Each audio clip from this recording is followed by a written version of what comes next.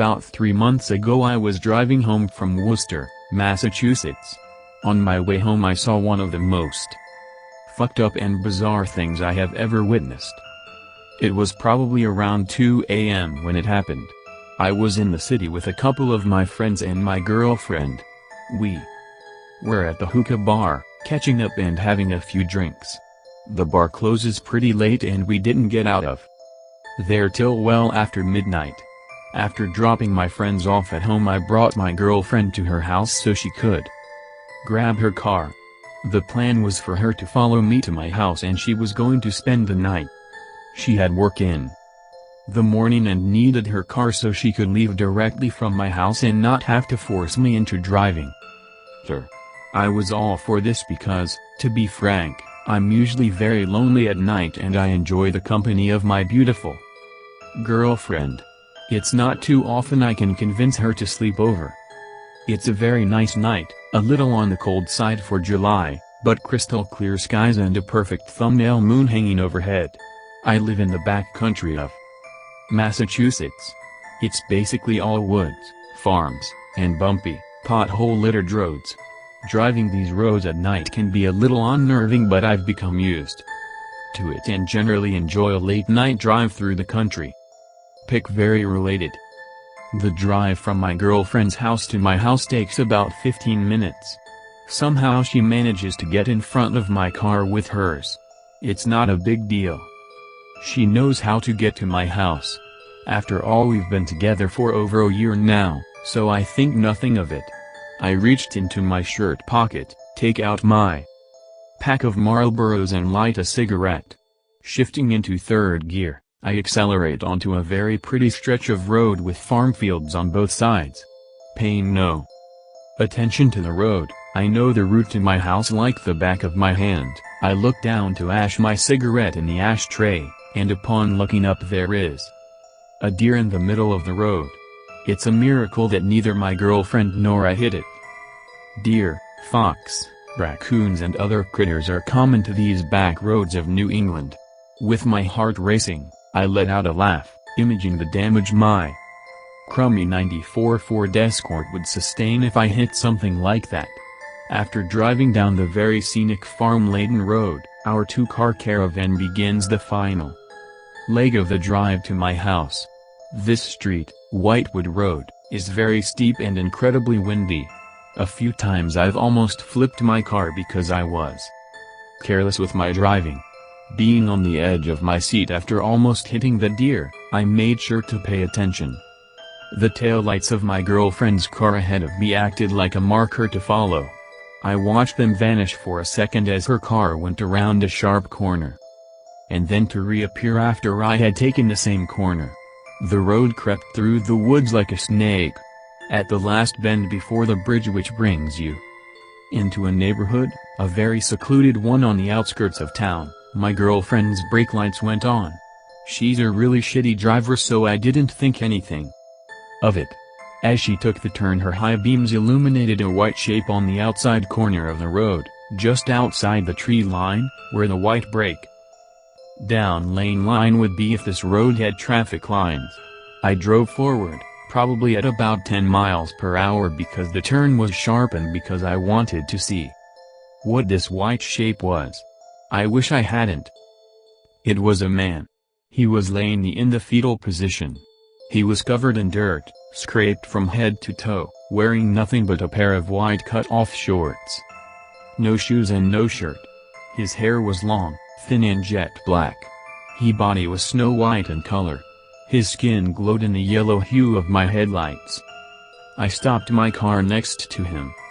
My first impression was that it was a hitchhiker who was hit by a car, or maybe someone had beaten him up and thrown him out their vehicle, stranding him alone.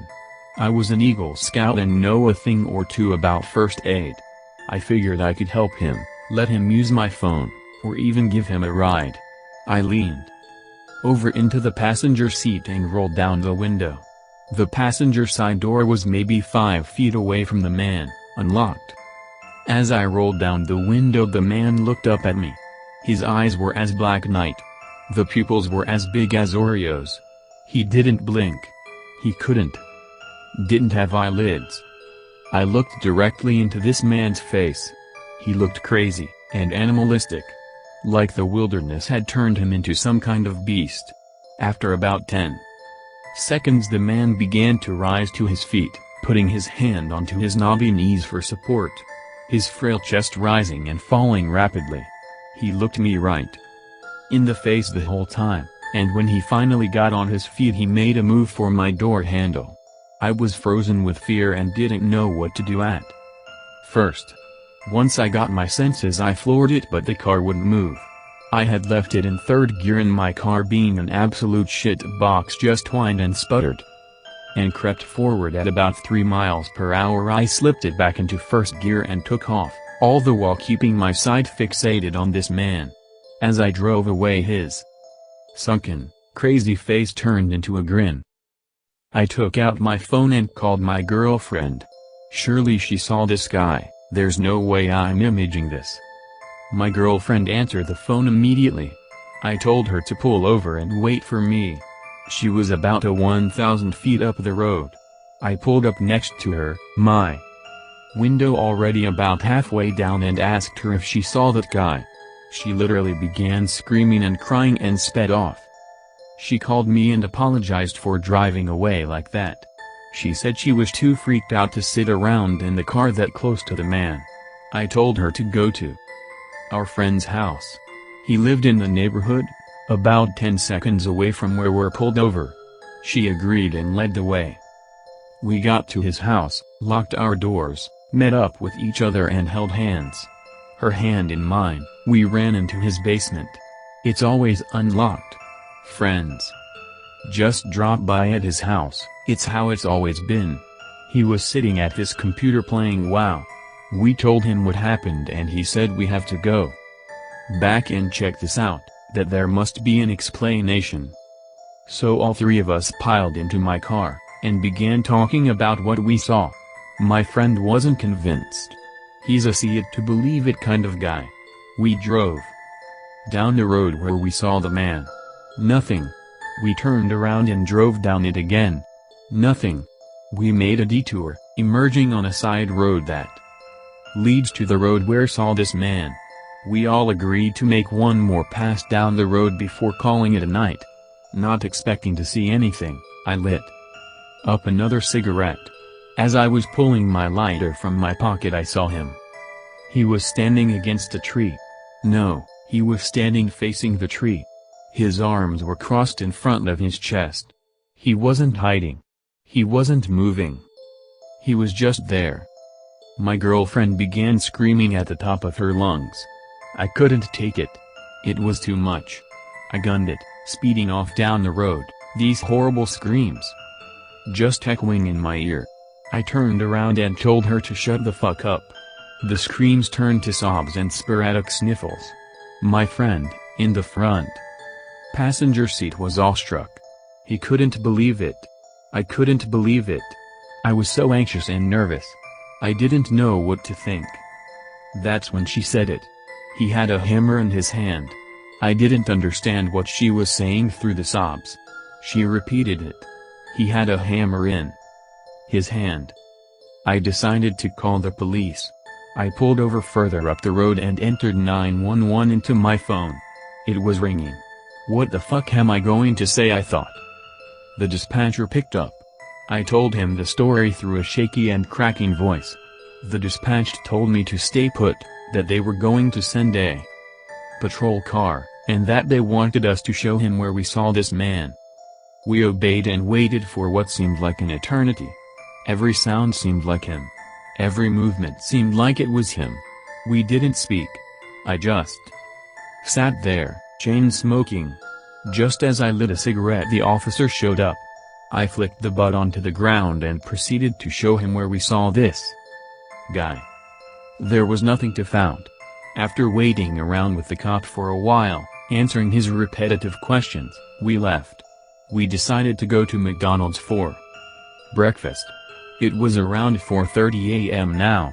We made our trip back down Whitewood Road. We passed the spot where we were pulled over, the spot where I called the cops from. That's when I noticed something My high beams caught the reflection of an object on the ground. It was a hammer. I stopped the car to look.